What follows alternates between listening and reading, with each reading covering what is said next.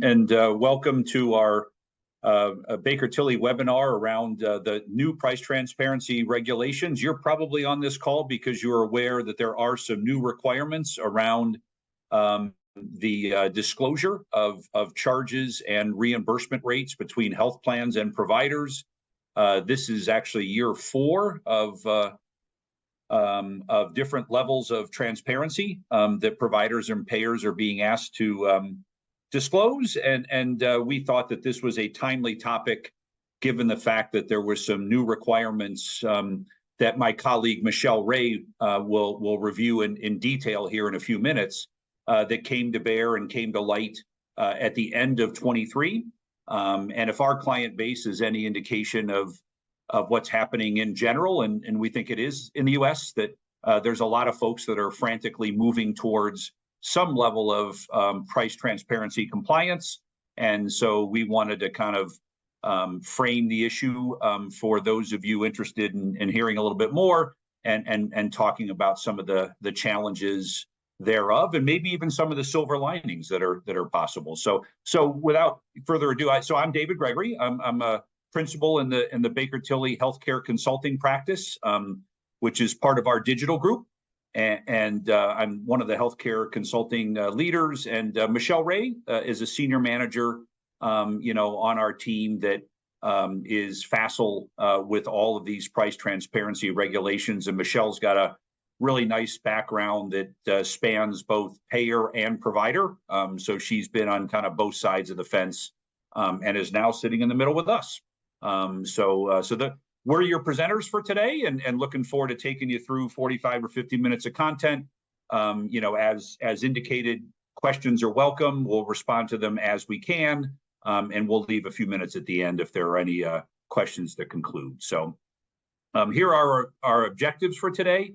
So we're going to specifically talk about the new components of price transparency regulation. If you're looking for the original requirements, that would have gone back to January of 21. I'd be surprised if that's why you're on this call. I think it's all about the new requirements and the fact that it really does. It represents a significant escalation. I'll say escalation in what CMS expects these files to contain and what CMS expects these files to do. For providers, payers, and most importantly, consumers. And we'll talk about that for sure. So focusing on the new components, we are going to, share some lessons learned from our consulting practice, talking to providers every day about their trials and tribulations around compliance, and we'll suggest some strategies to mitigate some of those challenges. And then certainly we'll talk about key considerations. And you'll notice there that we do bring up life sciences companies. I do believe there are a few life sciences companies in the audience today. Welcome. Just a quick call out that the life sciences sector, which includes pharma and med device and diagnostic companies and biotech companies and AI companies, that whole genre of healthcare stakeholders have a keen interest on how payers are paying providers for very specific services. And so the life sciences industry certainly has an interest in understanding how these files work, et cetera. And we serve that client base. And so we invited them to this presentation today. Next slide. So we're gonna ask 3 or 4, I think it's maybe 4 polling questions to ensure that you get CPE credit for today's session. I know that that's an important outcome for almost all of you on the call here today. So here's polling question number 1, and I'll read all of these. Even when Michelle's on stage, I'll come back and read the polling questions. But what is your organization's status with regard to hospital transparency compliance? And you can see the choices there: already compliant, mostly compliant based on 21 efforts. We've started working on compliance recently, or we haven't started on the compliance with the recent requirements, and the 21 efforts didn't get us that far. And certainly you're not alone if D is your response. and of course we also leave the option for not sure or not applicable. But that we will come back at you with the results of that polling question. We're interested in hearing who's out there in webinar universe, to better understand your trials and tribulations. But it'll take a few minutes to tabulate those results. But please, if you're getting a prompt right now, go ahead and respond to this first polling question. We'll keep charging ahead, and then we'll share the results as soon as we get them.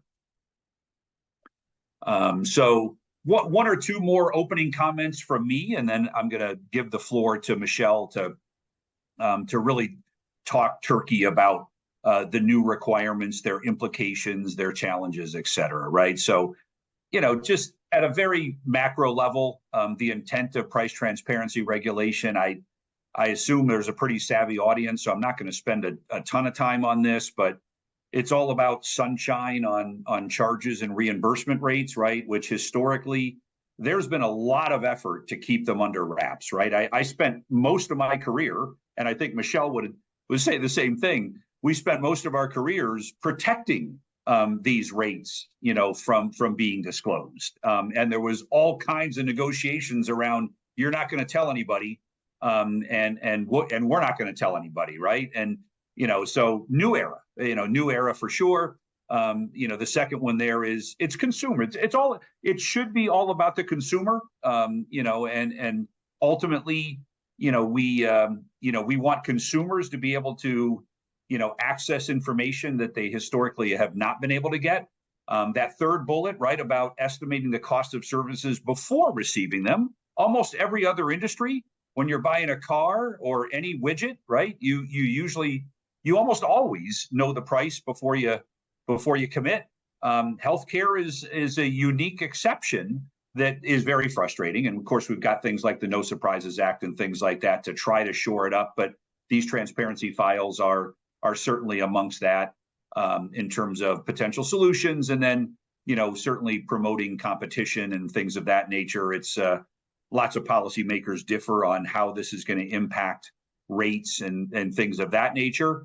We're not going to debate that too much today. We're really going to focus on the requirements and help you make sure that you're kind of doing all the things that you should do in order to be compliant with the new requirements. Because CMS is serious about making sure that you're compliant, after July of this year. So, next slide. So this is my final slide before I yield the floor. A lot of information on this slide, but it's really just a chronology of what's transpired here. And the final rule was released in late 2019, and in January of 21, the first time that hospitals were asked or required, to post their charges and their contracted rates. Charges aren't so painful, for hospitals to disclose. Contracted rates were really painful. And I would say that in 2021, very few hospitals actually did so. It was kind of the standoff at the OK Corral. All hospitals wanted to know what their competitors did first. So they didn't want to be the first ones to disclose. And so very few actually disclosed in 21. And CMS, I would call it a grace period, even though that's not officially in the regulations, where CMS was not harshly enforcing, the transparency guidelines. So 21 was kind of a light year of compliance, but that was the first year hospitals were supposed to disclose their charges and their contracted rates. In July of 22, health plans were required to disclose all of their rates from the health plan side of the equation, at the employer level and at the provider level, right? And those health plan files are mammoth. I mean, terabytes of data, because they're obviously overseeing a much larger book of business than any one hospital or any one health system. But by July of 22, both the health plans and the providers were technically required to disclose their the way they were paid, the way the health plans were paying the providers. Now, fast forward to late 23, and the hospital MRF requirements changed and escalated. I'll use that term again. The requirements were escalated to a new level in late 23, and there were a few things that were required for January 1 of 24. Most of the new stuff is required for July of 24, and Michelle will get into that detail. But it is basically it's an important escalation of the requirement, and the enforcement is also going to be escalated going forward. And one thing, the reason is that the 21 guidelines were very broad and allowed for vagaries and allowed for lack of clarity with regard to what was in the files and how anybody could interpret them, right? So the reason for these 23 requirements that are now being pursued by hospitals was largely to kind of tighten it up, for lack of a better phrase, tighten up the transparency files so they're more useful, to consumers and other stakeholders for sure. So, the requirements are, a machine readable file. Michelle will talk about all that, and the shoppable services. I think I'll defer to Michelle on the 70 CMS required services, and then an additional 270 that you can choose.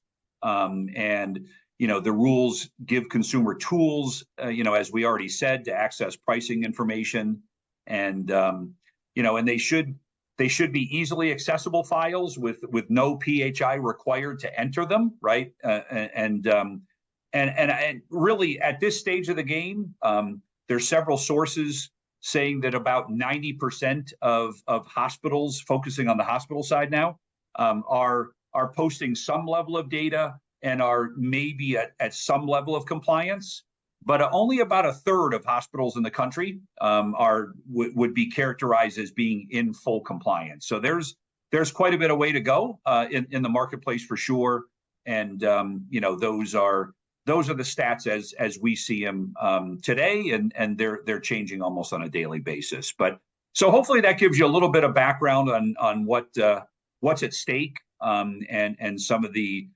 potential challenges, et cetera. And at this stage, I'm going to turn it over to Michelle and allow her to take the stage and talk a little bit more specifically about these requirements. Go ahead, Michelle. Good afternoon, everybody. Thanks for joining us today. I do want to talk a little bit about the shoppable services. So as David just mentioned, there are two major components of the price transparency regulations, the MRF file and the shoppable services availability. And the goal for the shoppable services is, as David said, to provide pricing pre-service. And those tools, while we're seeing most hospitals do have a mechanism on their website, there are some important parameters around them. First and foremost, as David just mentioned, they have to be easily accessible. And so what that means is no barriers for potential consumers to access the information. I've seen a lot of platforms for shoppable services, and I do see that oftentimes member information is required in order to get the information, whether that be an ID number, a date of birth, or some other kind of identifying information. So, everybody needs to keep in mind, it needs to be barrier-free, consumer-friendly. It needs to include a minimum of the 70 CMS shoppable services CPT codes or procedures, and then up to an additional 230 procedures, which hospitals have the option to choose what those procedures are.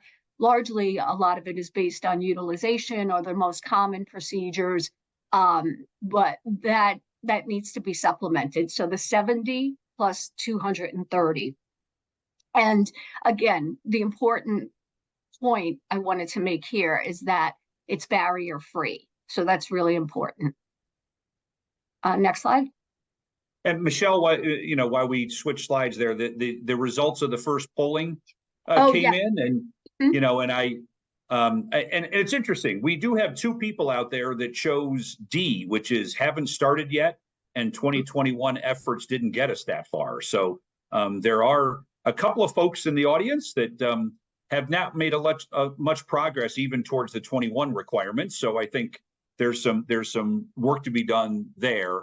But the rest of the responses, it was about a third that said they're already compliant, which is very consistent with the stats we gave. About a third of you are already compliant, and the other 2/3 of you that responded, are in some level of compliance, whether it's mostly compliant based on 21 but not 24, or you've started working on the 24 stuff, right? And so that's somewhat consistent with the general stats we gave. About a third of you are already compliant, 2/3 of you are working on it, as they say, and a couple of you maybe need to, work a little harder, if 21, was you didn't push too hard on that one. So that's the polling results on the first one, Michelle. Sorry to break the momentum there.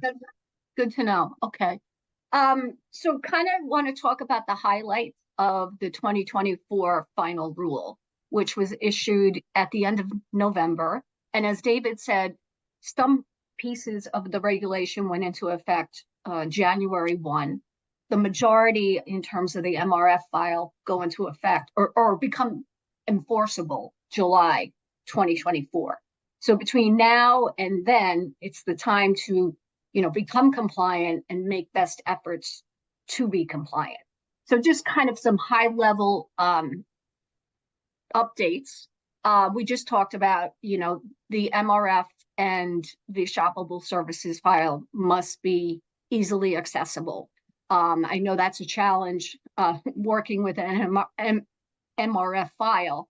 I've seen a lot of them, and it's definitely a challenging accessible file. There's certain information now. Well, first of all, you need to use the CMS template. So CMS came up with two templates, a CSV version and a JSON version. So that's something new because from last year, looking at a lot of MRFs, they're in Excel format, and that's no longer acceptable.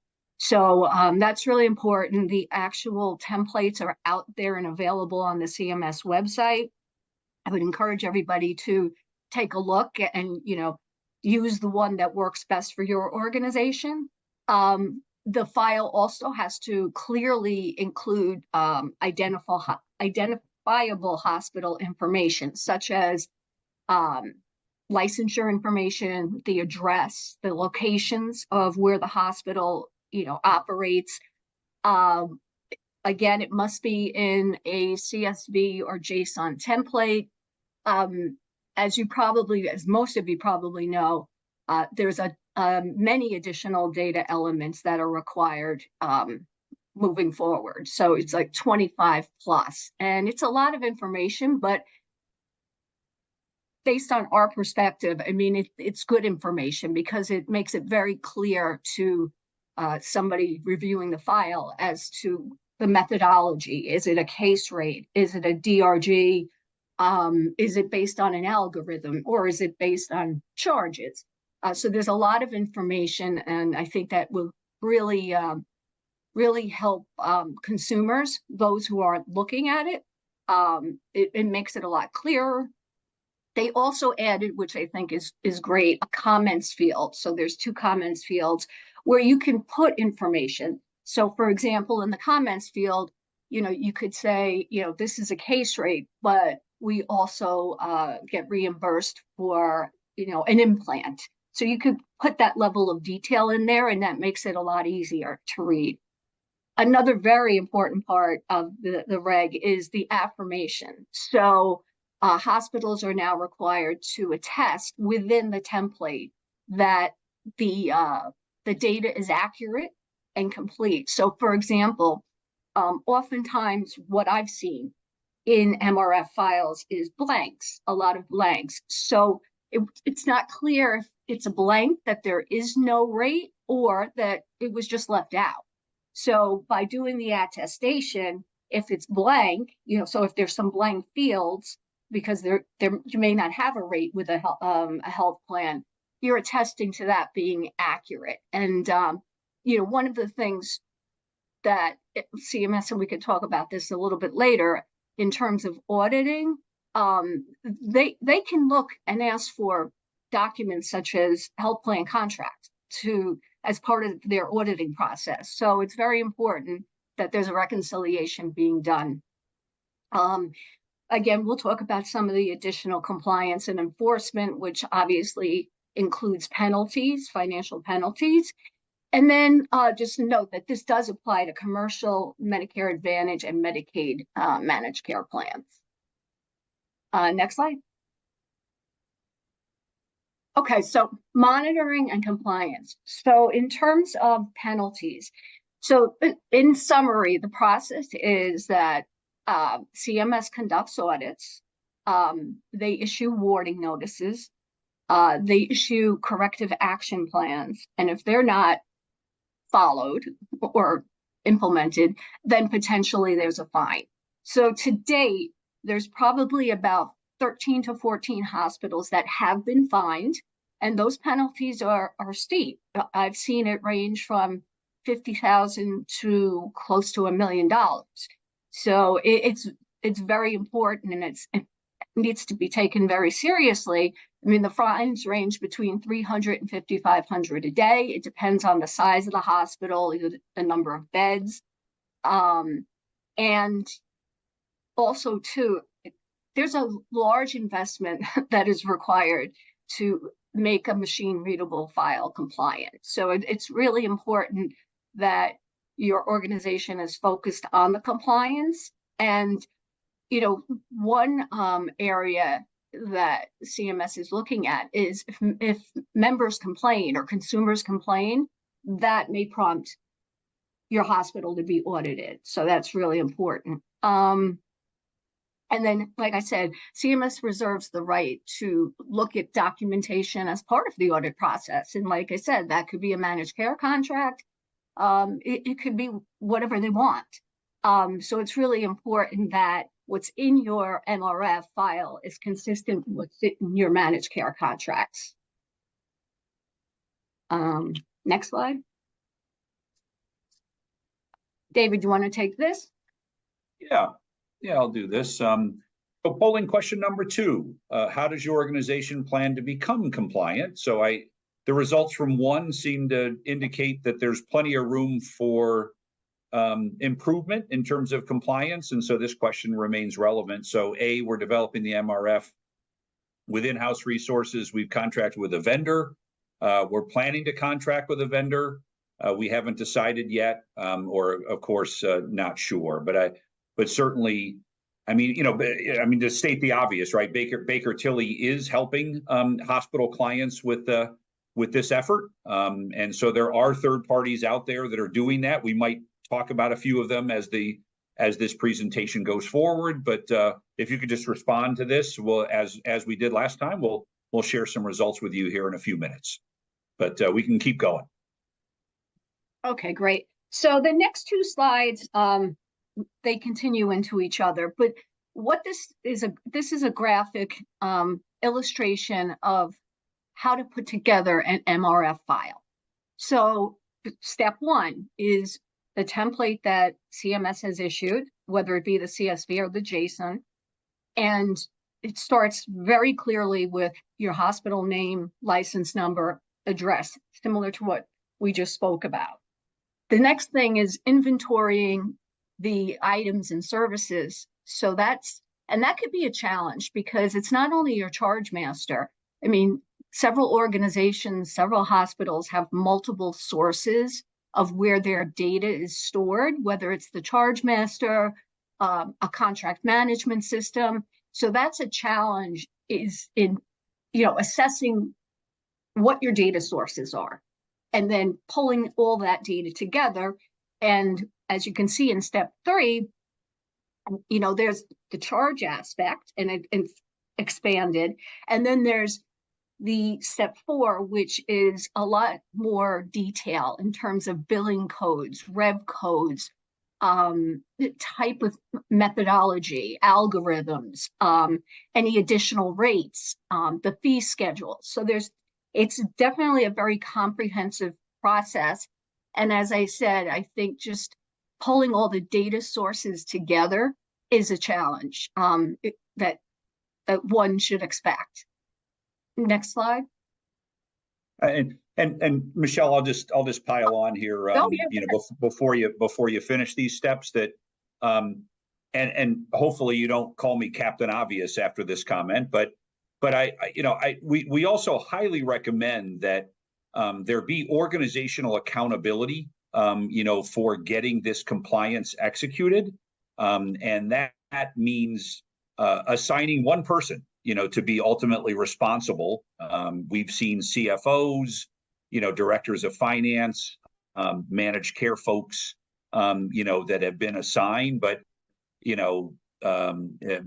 having one person ultimately responsible and not 6 different people, all having different slices of it is really important. And then the last thing I'll say is that, consider a task force, that includes managed care and IT and finance and marketing, not to just create more bureaucracy, but just to have a mechanism where you can send information, and if there's data that is problematic, or you're not sure about, you have a forum or a mechanism to go kind of air those concerns, right? So I think having one person accountable and then having a task force, that's available, to that one person that's accountable, is really important, I think, in terms of driving towards compliance. Go ahead, Michelle. Yeah, and I would agree when you talk about a task force, and we've seen key staff from various departments participating in the effort with obviously one person accountable.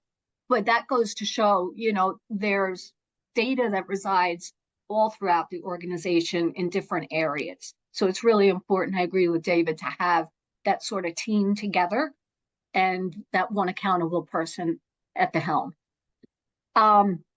So this is just a continuation, but just talks about the files and the formatting. So we talked about the template that needs to be used.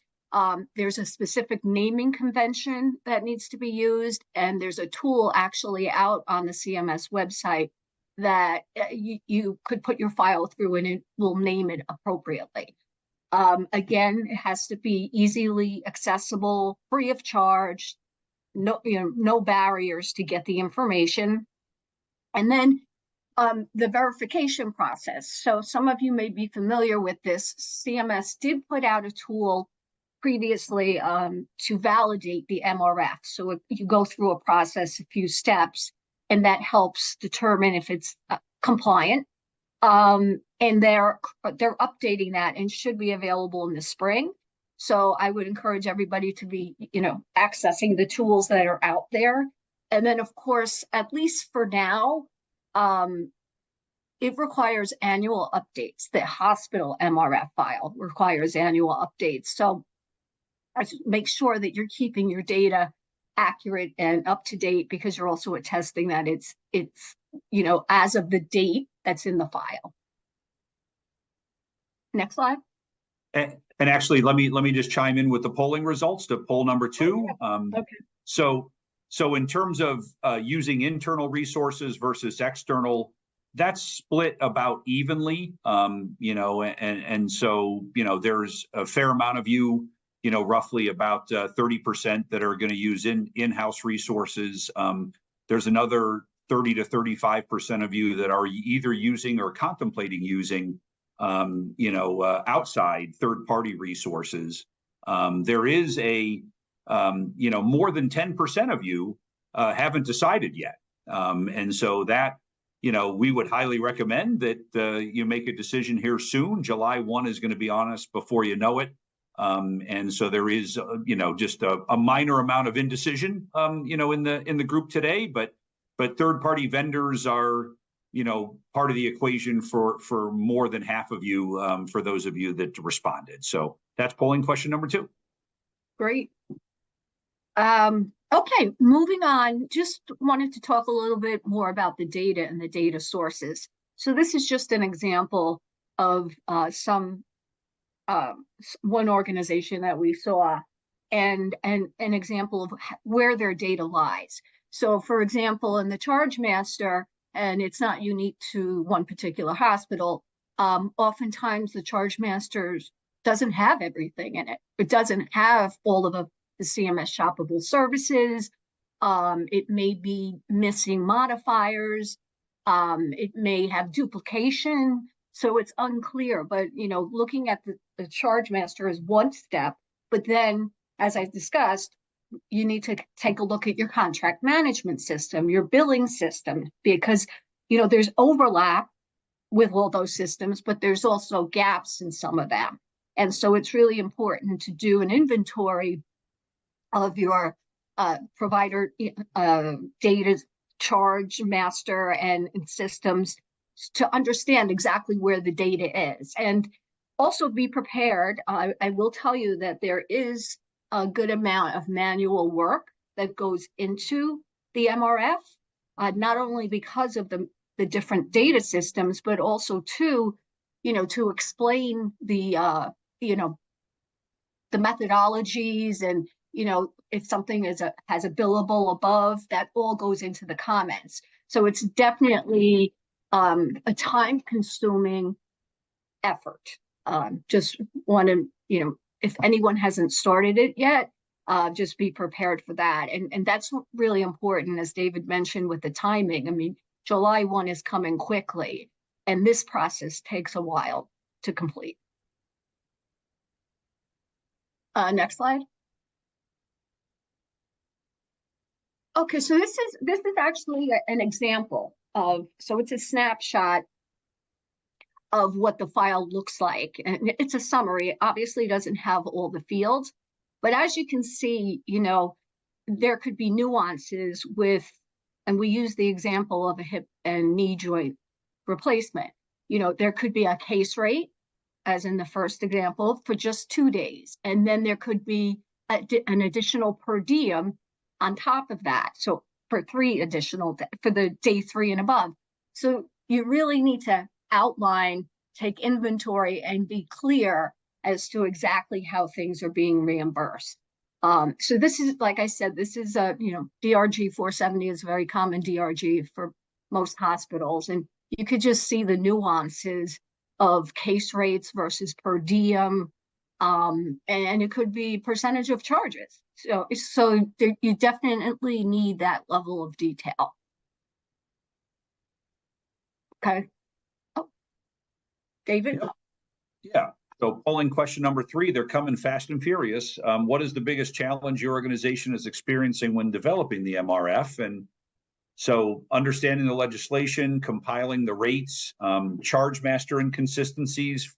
As Michelle just said, it's an effort. It's not a quick 1 week thing, right? It's a task force. It's an organizational effort, right? That doesn't happen overnight. So is it finding time and resources to complete the work that that is your biggest challenge? So if you could just respond to polling question number 3, that would be that'd be helpful. And again, we'll come back to you with the results. Next slide. So I'll take this one, Michelle, just to give you a rest and take a drink of water. So I mean, the value for providers and payers, right? I think that certainly there's a lot of consternation around this disclosure, and there's negative energy around this disclosure, more from the provider side than the payer side. I know the American Hospital Association spent quite a bit of time and money on challenging the original sponsoring executive order, for this price transparency enabling rule. And one of their, biggest concerns was how it was going to impact the balance in the market. Was it going to impact kind of the free market negotiating that has been going on for decades, right? And so, so certainly there's concerns, but there's also some opportunities, to leverage this transparency data. Yes, you are disclosing your rates, but so is everybody else. And it's an opportunity to benchmark your rates. And so, a lot of you have probably been benchmarking your charges over the years.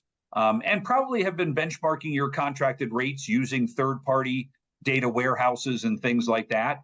But this just provides a whole nother level of being able to benchmark, and we'll comment on that, in a slide or two, here in a moment. It does provide valuable information in the contract negotiating process. Both sides, payers and providers, are using these transparency files, good, bad, or indifferent, in contract negotiations. Michelle and I experience that on a weekly basis. And in some cases, at least it enters an element of truth, as long as the data is accurate, right? Because a lot of times negotiations in the past have not always been based on a great source of truth, right? The payer says they're paying more than anybody else, and the provider says I'm getting paid less than everybody else, right? And then how do you figure that out? And in the old days, it was really just kind of who had the more, who had, had more guts and could provide some level of data, to favor their side. But this does, add another layer of data that can be helpful. Certainly you can look at profitability through service line analysis, and you can do that for your competitors too, right? You can actually, now this data will allow you to look at service line information and gauge profitability for not just you, but your competitors. So you can determine whether or not your service lines are profitable enough or competitively profitable. And certainly it impacts patient and member satisfaction through empowerment. We have not been able to put our hands on really good data around how many consumers are actually using this data to date. I do think that there are going to be white papers and surveys to figure out, is this really helping patients? I think the jury is very much still out on that for sure. But that's a that's a TBD as we go through this process. And it can strengthen the relationship among providers and payers because there's less suspicion, of just posturing and positioning and anti-truths and, and the like. And so there is an element of potentially strengthening the relationship, even though, the first couple times you do it, it might be like, I can't believe they have that data of mine, but it is what it is. And you need to kind of just, figure out ways to thrive within, the context of price transparency, because it's here, and it's almost assuredly going to stay. Next slide. Go ahead, Michelle. Yep. Okay. So this is a little bit repetitive from the previous slide, but just wanted to clearly outline the challenges and the opportunities, right? There's a balance to this. And I think oftentimes we focus on all the challenges because it is a huge challenge to put together an MRF, but there are opportunities that price transparency is presenting. So anyway, just to kind of state the obvious, and the challenges are compliance with the file.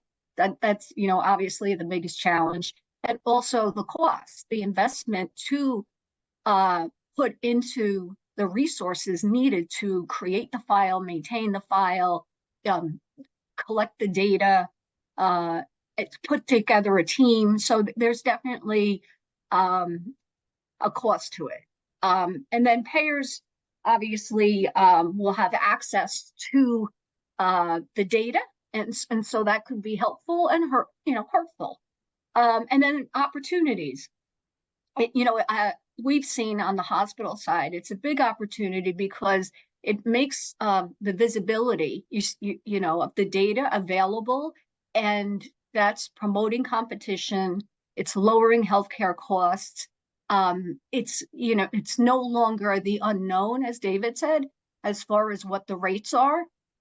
So it presents an opportunity, and we've seen it a lot with our clients in terms of negotiating and benchmarking data. There's a very large interest in that, and definitely it really helps with the negotiations with health plans. So just high-level challenges and opportunities there. Next slide. Yeah, and I'll chime in with the results on the polling question number 3. Okay. So, Michelle, consistent with our point that this is not an overnight effort. That half the respondents that kind of have a good handle on where their organization is, half are saying that the biggest challenge is finding time and resources. And then the other three challenges, charge master inconsistencies, compiling the rates, and understanding the legislation, those were kind of evenly distributed amongst the rest of the group. But half of you are saying that it's finding the time and the resources, which really does reinforce the notion of you have to have a group, you have to have a task force, you have to take this seriously, and create that task force so it's not all on you, and you have to assign a single person to be accountable, and then the senior leadership have to help you find the time, to get this done, because it does go all the way up to the C-suite, and the C-suite definitely does not want negative publicity, coming from this. And so it's really important kind of how you organize in order to get this done efficiently. So that was polling question number 3. Great. Okay, the slide now, this is a benchmarking example. So as you know, one of the services that we provide, we do a lot of benchmarking. And what we look at too is a hospital MRF, and we compare it to the health plan MRF. And as you can see, this is an example of a hospital file compared to the payer file. And you'll see that there's a difference. So what we're finding is oftentimes they match, the rates match, as that would be ideal. They should match. Just keep in mind though, payer files are produced monthly, hospital files are produced annually. So that could be a reason for the difference. But as you can see in this example, there's, a spread, there's not an exact match. Now, if you look at the first 2 examples, it's directionally accurate, but, just keep that in mind if that's something that you're interested in doing, that you oftentimes may not have an exact match, so even for example here, the normal newborn, that's a big difference. So, just it's very interesting. It's a way to validate rates from our point of view, but recognizing that there are nuances, the timing, and the updates of the file you need to take into account. Next, David. Last polling question. Is your organization renewing interest in the transparency benchmarking following improvements to the MRF data? Right. So I think the sentiment of this question is that in 21 and 22, and even into 23, I think the industry felt like the data wasn't credible, that the data was incomplete and not necessarily credible. And I think what we're saying now is that with these new requirements that are, that we talked about here today, the credibility of the completeness of the data and the accuracy of the data is going up quite a bit, and it can be relied on more than it historically has been. So with that in mind, do you believe, yes, we believe our benchmarking will become more appropriate and actionable, or are you just about to start the benchmarking, or we're not convinced the data will be helpful, or we don't have the resources to pursue? I won't be surprised if a few of you respond that way, or the not sure. So that's our last polling question. We've just got a couple more slides. You're in the home stretch. I think you're going to hit that CPE threshold here in the next few minutes, and we'll keep going. Next slide, please, and we'll give you those results here at the end before we finish up. Okay. Yeah. So this is a summary. How do you become compliant? What should you be doing now? What should you consider? And this is based on our experience over the last several months. So first of all, and David mentioned this, July 1 is coming very quickly. So your organization and the team in your organization should be engaged, and this should be on the radar. And again, recognizing that there's a lot of time and investment needed to put together an MRF. If you're not familiar with the final rule that came out at the end of November, I would suggest that you do take a look at it. There's a lot of resources on the CMS website, but there's a section specifically in the final rule on price transparency, talks about all the new data elements, talks about compliance efforts. So you should really become familiar with that. The data dictionary, very important. That's sort of the Bible for the MRF format. So there's a data dictionary that's out there that's available for the CSV if you choose to use that template, or the JSON. But becoming familiar with it is really important. And, there's a lot of format tips in the data dictionary. So it's pretty clear. So I would definitely encourage your organization to start looking at that. We talked about, pulling together a team internally to tackle this, with one person being accountable at the top for it. Also, putting together the MRF file, as we talked about, there's a lot of manual work. There's a lot of different hands involved in putting together the MRF, and expect to go through different iterations of the file. So, putting together the file for the first time, it requires validation and double checking, and expect to have gaps that need to be filled in. So definitely, put that time into it. Also, I think, it's very important to have an ongoing internal monitoring process and auditing process, because this is not going away. And so, even though right now for hospitals it's annual, that could potentially change to more frequently. And it's just good practice to always be updating the file and keeping it as current as possible. So at the end of the year, or on an annual basis, you have less work to do. And then also develop a reconciliation process. We talked about the various data sources that an organization has. I suggest, doing a reconciliation, know where your gaps are, start closing those gaps, and making things as up to date and complete as possible. So those are just kind of some of the next steps that we would suggest. Again, CMS has a hospital transparency webpage. There's a lot of information on there. I would definitely encourage you to take a look at that, become familiar with it. And then more importantly, don't underestimate the amount of effort that it takes to put together an MRF, because it takes a lot of effort and investment. I think that's, yep. Yeah. So, yeah, I think, we'll wrap up here in the next couple of minutes.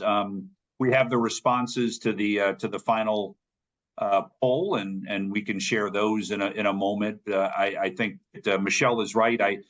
First of all, thank you for your attention today. We might give you a couple minutes back unless we see some questions come through here soon, because we saw a couple questions come through, but I think we answered them as they through our normal course of content. So hopefully we did that. And as Michelle said, it's really kind of it's nothing you can resist any longer. I think there was some resistance in the hospital industry to this requirement. You can no longer resist, and in fact, we suggest you embrace it. And there can be some positives that come out of it, with the benchmarking and with the managed care negotiations, et cetera. I'm sure there's somebody on this call that's saying that this information has been used negatively against them. I get it. It definitely cuts both ways. But I do think it's really important to at least have a strategy. If you don't like it, there's a lot of requirements that, in the healthcare industry that we don't like, right? But we gotta live with them, and we gotta coexist with them, and we gotta figure out ways to survive and even flourish with them, right? And there are opportunities to kind of elevate your organization, through the use of this data. So certainly encourage everybody to stop resisting if you are, and to embrace this. So in terms of the final polling question around, is there renewed interest in the benchmarking? It looks as though there's about 20% of you that don't have the resources to pursue.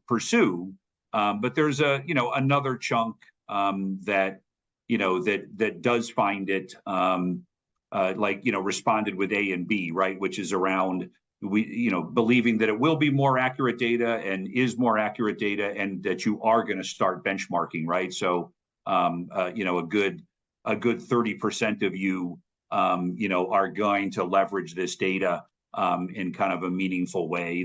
There certainly are some skeptics there that that don't think the data is going to be helpful from a benchmarking standpoint, but that's definitely the minority of you. So that, I think that concludes, Michelle, the formal content of our presentation. Yep.